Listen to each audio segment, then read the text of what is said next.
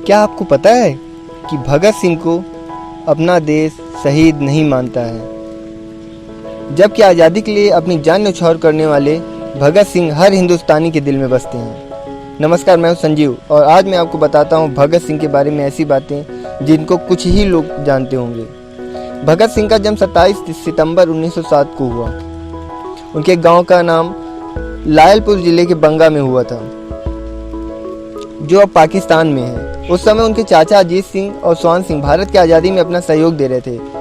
ये दोनों करतार सिंह सराभा द्वारा संचालित गदर पार्टी के सदस्य थे। भगत सिंह पर इन दोनों का गहरा प्रभाव पड़ा, इसलिए बचपन से ही अंग्रेजों से वे घृणा करने लगे।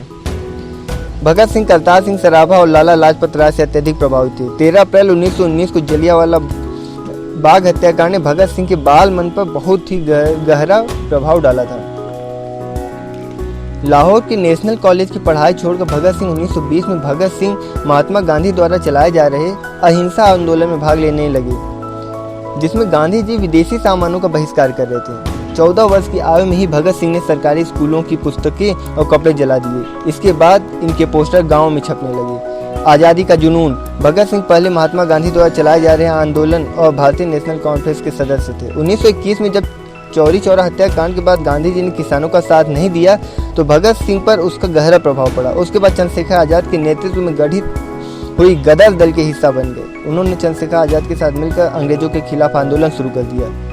9 अगस्त 1925 को शाहजहांपुर से लखनऊ के लिए चली 8 नंबर डाउन पैसेंजर से काकोरी नामक छोटे से स्टेशन पर सरकारी खजाने को लूट लिया गया और यह घटना काकोरी कांड के नाम से इतिहास में प्रसिद्ध है। और इस घटना को अंजाम भगत सिंह, राम प्रसाद बिस्मिल, चंद्रशेखर आज़ाद और प्रमुख क्रांतिकारियों ने साथ मिलकर अंजाम दिया था। काकोरी कांड के बाद अंग्रेजों ने हिंदुस्तान रिपब्लिक एसोसिएशन के क्रांतिकारियों को धरपकड़ तेज कर दी और जगह जगह अपने एजेंट्स बहाल कर दिए। भगत सिंह सुखदेव लाहौर पहुंच गए। वहां उनके चाचा सरदार किशन सिंह ने एक खटाल खोल दिया और कहा कि अब यहीं रहो और दूध का कारोबार करो। वे भगत सिंह की शादी कराना चाहते थे और एक बार लड़की वालों को भी लेकर पहुंचे थे। भगत सिंह कागज पेंसिल ले दूध का हिसाब करते, पर कभी हिसाब सही मिलता नहीं। सुखदेव खुद ढेर सारा दूध पी जाते और दूसरों को भी मुफ्त में पिलाते। भगत सिंह को फिल्में देखना, रसगुल्ले खाना काफ़ी पसंद था। वे राजगुरु यशपाल के साथ जब भी मौका मिलता फिल्म देखने चले जाते थे। चार्ली चैपलिन की फिल्में बहुत ही ज़्यादा उन्हें पसंद थी। इस पर चंद्रशेखर आज़ाद बहुत गुस्सा होते थे।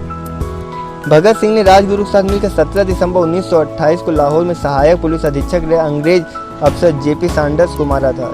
इसमें चंद्रशेखर आज़ाद ने उनकी पूरी सहायता की थी। क्रांतिकारी साथी बटुकेश्वर दत्त के साथ मिलकर भगत सिंह ने अलीपुर रोड दिल्ली स्थित ब्रिटिश सरकार के तत्कालीन सेंट्रल असेंबली के सभागार में 8 अप्रैल 1929 को अंग्रेज सरकार को जगाने के लिए बम और पर्चे फेंके थे। भगत सिंह क्रांतिकारी देशभक्त नहीं बल्कि एक अध्ययनशील विचारक, कलम के धनी, दार्शनिक, चिंतक, लेखक, पत्रकार और महान मनुष्य थे। उन्होंने 23 वर्ष की छोटी सी आयु में फ्रांस, आयरलैंड और रूस की क्रांति का विशद अध्ययन किया। हिंदी, उर्दू, अंग्रेजी, संस्कृत, पंजाबी, बंगला और आयरिश भाषा के मर्मज्ञ चिंतक और विचारक भगत सिंह भारत में समाजवाद के पहले व्याख्याता थे। भगत सिंह अच्छे वक्ता, पाठक और लेखक भी थे। उन्होंने अकाली और कीर्ति 2 अखबारों का संपादन भी किया। जेल में भगत सिंह ने करीब 2 साल रहे। इस दौरान वे लेख लिखकर अपने क्रांतिकारी विचार व्यक्त करते रहे। जेल में रहते हुए उनका अध्ययन बराबर जारी रहा। उस दौरान उनके लिखे गए लेख और परिवार को लिखे गए पत्र आज भी उनके विचारों के दर्पण हैं। अपने लेखों में उन्होंने कई तरह से पूंजीपतियों को अपना शत्रु बताया। उन्होंने लिखा, मजदूरों का शोषण करने वाले चाहे एक भारतीय ही क्यों ना हो, वह उनका परम शत्रु है। उन्होंने जेल में अंग्रेजी में एक लेख भी लिखा जिसका शीर्षक था, मैं नास्तिक क्यों हूँ। जेल में भगत सिंह और उनके साथियों ने 64 दिनों तक भूख हड़ताल की। उनके एक साथी यतीन्द्र नाथ दास ने तो भूख हड़ताल करके अपने प्राण ही त्याग दिए थे। 23 मार्च 1931 को भगत सिंह तथा इनके 2 साथी सुखदेव और राजगुरु को फांसी दे दी गई। फांसी पर जाने से पहले वे बिस्मिल की जीवनी पढ़ रहे थे, जो सिंध के एक प्रकाशक भजन लाल बुक सेलर ने आर्ट प्रेस सिंध में छापी थी। पाकिस्तान में शहीद भगत सिंह के नाम पर चौराहे के नाम पर रखे जाने पर खूब बवाल मचा। लाहौर प्रशासन ने ऐलान किया था कि मसूद सादमान चौक का नाम बदलकर भगत सिंह चौक किया जाए। फैसले के बाद प्रशासन के चौतरफा विरोध झेलना पड़ा था।